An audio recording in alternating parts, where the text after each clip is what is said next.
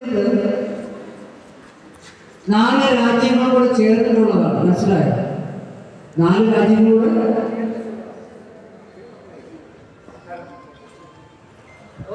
അദ്ദേഹം ഈ ഒരു അസോസിയേഷനിലേക്ക് വന്നത്. ആ അസോസിയേഷനിൽ വരുന്ന സമയത്ത് അദ്ദേഹം വെറും ലോഡ് മാത്രമായിരുന്നില്ല, അദ്ദേഹം ലോഡായിരുന്നു. ബാക്കിയുള്ള അദ്ദേഹത്തിന്റെ പ്രൊഫഷൻസ് എന്തായിരുന്നു എന്നുള്ളത് ആകെയാണ് പറയാം. Please answer.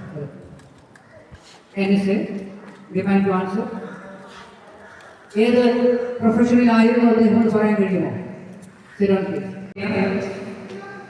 ഉത്തരം കൃത്യമായിട്ട് പറയണം. 1877 പാഡിംഗ്ടൺ എന്ന് പറയുന്ന സ്ഥലത്താണ്. നിങ്ങൾ കുറച്ചുകൂടി ഗവേഷണം നടത്തേണ്ടതായിട്ടുണ്ട് ഈ വക വിഷയങ്ങൾ. കാരണം നിങ്ങൾ അസോസിയേറ്റ് ചെയ്തിരിക്കുന്നത് സ്കൗട്ട് ആൻഡ് ഗൈഡ്സുമായി ബന്ധപ്പെട്ട കാര്യങ്ങളിലാണ്. ചിലപ്പോൾ നിങ്ങളുടെ ഇന്റർവ്യൂ നടത്തുന്ന സമയത്ത് ഇതുപോലെയുള്ള ക്വസ്റ്റ്യൻസ് നിങ്ങൾ ആധികാരികമായി സംസാരിക്കാൻ എത്ര പേർക്ക് സംസാരിക്കാൻ പറ്റും? ആധികാരികമായി സംസാരിക്കാൻ എത്ര പേർക്ക്? 1857 ആണ് അദ്ദേഹം ജനിച്ചത്. പാഡിംഗ്ടൺ എന്ന് പറയുന്ന സ്ഥലത്താണ് അദ്ദേഹം ജനിച്ചത്. അദ്ദേഹം ആദ്യം ചെയ്തുകൊണ്ടിരുന്ന ജോലി എന്താണ്? പറ്റില്ല. ഈ സൈഡ് എങ്ങനെയാണ് നോളജിലായിരുന്നു അദ്ദേഹത്തിന്റെ ജോലി എന്തായിരുന്നു? ആർമിയിൽ പറഞ്ഞ കാര്യമില്ല. എപ്പോഴും നമ്മൾ ഉത്തരം കൊടുക്കുന്ന സമയത്ത് വളരെ വ്യക്തമായിട്ട് ഉത്തരം കൊടുക്കണം. പ്രത്യേകിച്ച് നിങ്ങൾ ഒരു ഇന്റർവ്യൂ പോലെയുള്ള ഒരു അഭിമുഖത്തിലൊക്കെ പങ്കെടുക്കുന്ന സമയത്ത് കുറച്ചുകൂടി വ്യക്തമായിട്ട് ഉത്തരം കൊടുത്തെങ്കിൽ മാത്രമേ കഴിയുള്ളൂ. എന്താണ് അത്? ബ്രിട്ടീഷ്. പക്ഷെ നിങ്ങൾ കൊടുക്കുന്ന ഉത്തരം വളരെ ക്ലിയറായിട്ട് ഒക്ടോബർ 2-ാം തീയതി ഗാന്ധി ജയന്തിയോടനുബന്ധിച്ച് നടക്കുന്ന ട്രെയിനിങ് പ്രോഗ്രാമാണ് സ്കൂളിൽ നടത്തുന്നത് എന്ന് പറയുമ്പോഴാണ് നിങ്ങൾ എങ്ങനെയാണ് കൃത്യമായി ആൻസർ ചെയ്യുന്നത്? നിങ്ങൾ എല്ലാവരും ഹാറ്റ് ക്യാപ്പ് വയ്ക്കാനുള്ള ക്യാപ്പ് വെച്ചോളൂ പ്ലീസ്. അതാണ് നിങ്ങളുടെ ടോട്ടൽ ഫുൾ യൂണിഫോം എന്ന് പറയുന്നത്. അപ്പോൾ നിങ്ങൾ എന്തുകൊണ്ട് ഈ ടോട്ടൽ യൂണിഫോമിൽ വരണം എന്നുള്ളത് 5 മിനിറ്റ് കഴിയുമ്പോൾ ഞാൻ അതിനെക്കുറിച്ച് പറയാം. 1857 പാഡിംഗ്ടൺ ലണ്ടനിലാണ് ജനിച്ചത്. ബ്രിട്ടീഷ് ആർമിയിലായിരുന്നു അദ്ദേഹം. റോയൽ ബ്രിട്ടീഷ് ആർമിയിൽ ആരായിരുന്നു? Please stand up.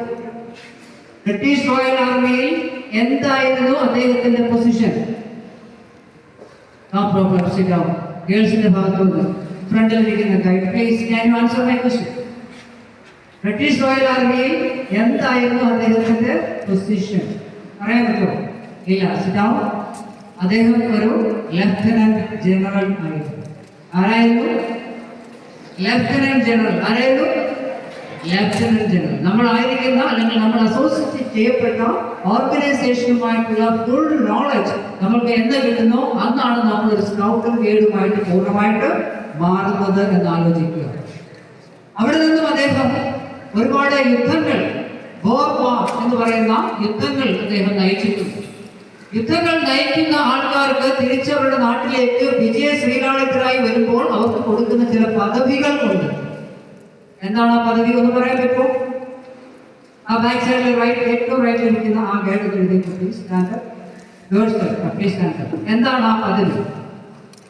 യുദ്ധങ്ങൾ ജയിച്ച് നമ്മുടെ നാട്ടിലേക്ക് തിരിച്ചെത്തുന്ന ബ്രിട്ടീഷ് റോയൽ ആർമിയിൽ ആൾക്കാർക്ക് കൊടുക്കുന്ന ചില പദവികളും എന്താണെന്ന് അറിയാമോ? ഇല്ല, ശരിയാ.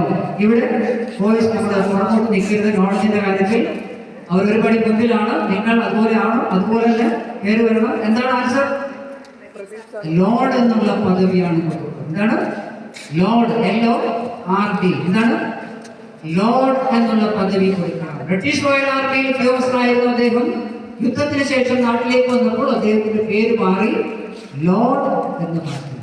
അല്ലെ? ലോർഡ് മുഴുവൻ പേരെന്താണ്? Yes, sir Robert Stephen.